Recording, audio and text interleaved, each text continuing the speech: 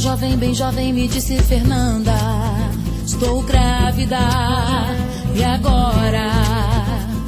Suas mãos eram negras e frias, tremiam, suavam, buscavam as minhas mãos. Ela me revelou que chorava e pensava em aborto. Ela me revelou que chorava e pensava em morte.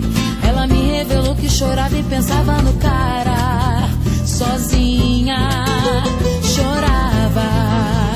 Eu sei como difícil pode ser a dor de quem não fez por merecer.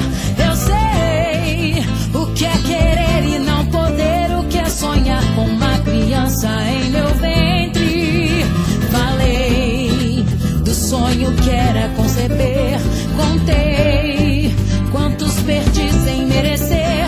Chorei e implorei em oração: não mate essa criança inocente.